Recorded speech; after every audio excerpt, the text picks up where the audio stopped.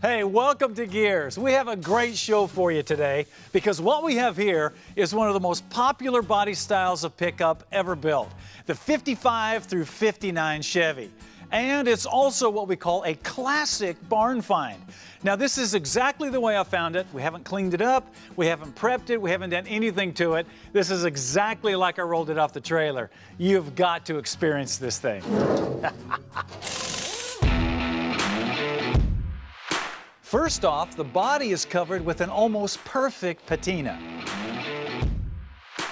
The grille, the cab, and the bed show just a few signs of damage, which is very rare for an old farm truck. And other than a few rust spots in the lower fenders and the cab corners, this thing has remarkably solid sheet metal.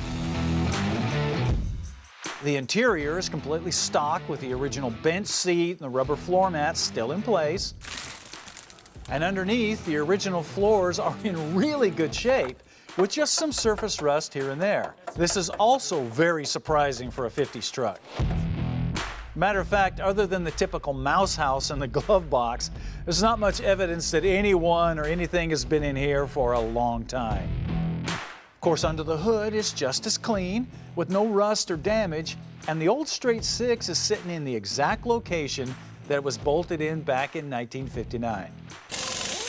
Which makes this a perfect project vehicle. But the question is, what direction do you go with it? I mean, literally, you could get this thing running and drive it just like it is as a patinaed vehicle. Or you could restore the paint and the interior and drive it as a restored vehicle. Or you could stick a V8 in it and have a resto mod. Or you could do a complete frame off.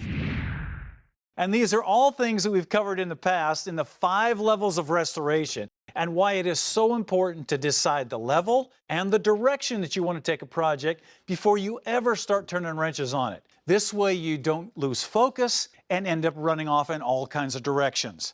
Okay, with that in mind, as cool as this would be as a patinaed vehicle, as cool as it would be as a shop truck, or as a resto mod, that's not the goal for this old Apache. No, the goal for this is to make a wicked hot rod truck with some serious power under the hood so it can dole out some bad medicine to anybody that messes with it.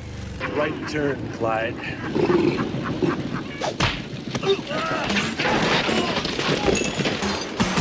But it still has to be something that we can drive every day with modern traffic. And with this kind of suspension, the old original brakes and steering, that ain't gonna cut it, especially if we put power under the hood. So to build the truck that we want, we're gonna have to jump all the way to a level 4 and build this thing from the ground up. Okay, so you've decided that you want to do a frame-off build. What exactly does that mean? Well, it means that everything that you're looking at here has got to come off the frame. So you got to have the tools to do it, and you got to have the place to store it when you do. But before you start taking things apart, let's talk about the original frame under here and why you may or may not want to reuse it.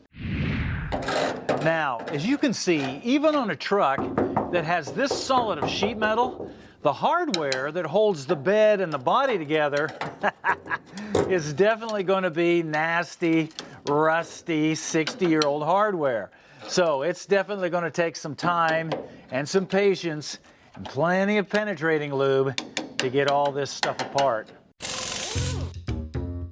A quick look underneath the truck shows that there's not only plenty of crusty hardware under here as well, but you also have this old 1950s C-channel frame. Now, to make something like this strong enough to handle modern power and driving, the frame will need to be boxed and fit with modern suspension front and rear to replace the old leaf spring and beam axle setup.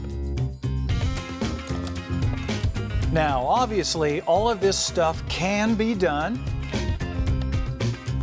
There's plenty of aftermarket support for it, and we've shown you how to do it on numerous projects over the years. However, in the past, if you weren't a fabricator or if you didn't have the tools to do this kind of surgery, you were either out of luck or you had to pay someone to do it.